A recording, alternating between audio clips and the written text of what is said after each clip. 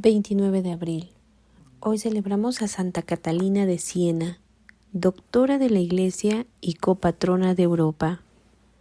Santa Catalina nace en el año de 1347 en Siena, hija de padres virtuosos y piadosos.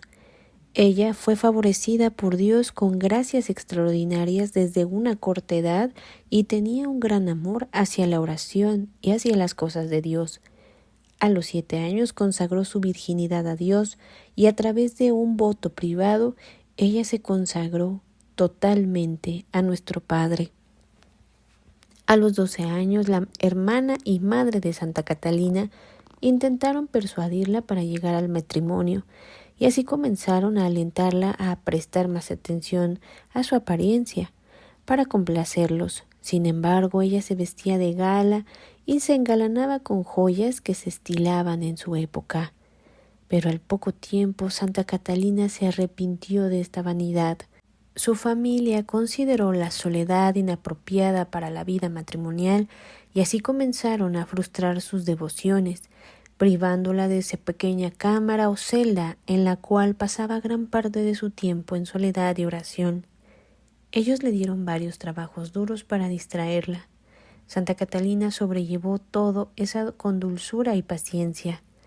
El Señor le enseñó a lograr otro tipo de soledad en su corazón, donde entre todas sus ocupaciones se consideraba siempre y prefería la intimidad con Dios y donde no podía entregar ninguna tribulación.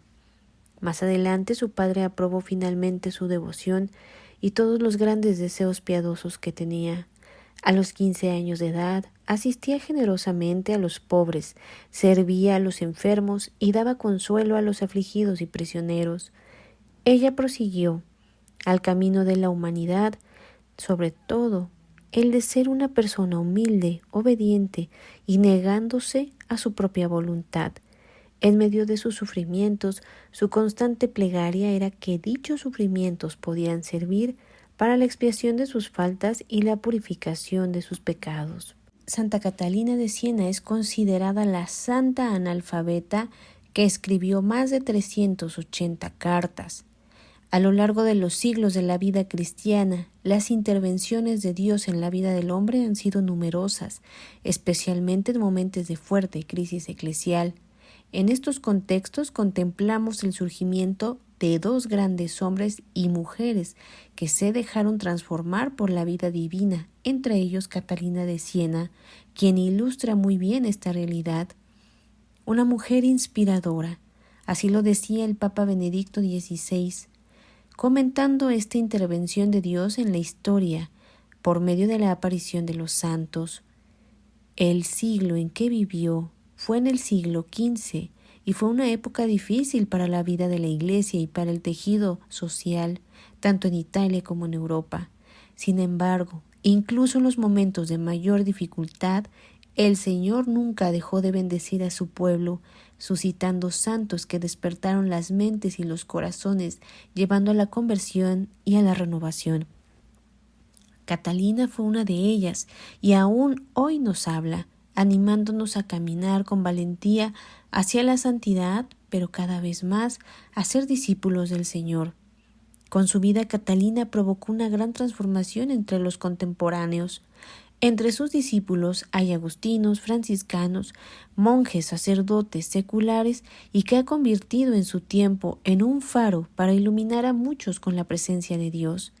Las 3 maneras de evangelizar de Catalina de Siena fueron unas claves estratégicas para llegar a la gente y evangelizar a diferentes partes. En primer lugar, daba dirección espiritual personalmente y a menudo en su propia habitación. Otra parte era por medio de conferencias semanales para instruir a sus hijos, y la tercera era que encontró para llevar a la gente a la voluntad de Dios escribiendo cartas, y aquí es donde su mayor legado se le dio a la Iglesia. Fuerza y dulzura en sus escritos. Eran 380 cartas dirigidas a diversas personas y en situaciones, desde el Papa hasta los reyes, desde los anónimos hasta los grandes nombres de su tiempo. Lo hizo con una inmensa caridad en su corazón, porque su único deseo era la salvación de las almas.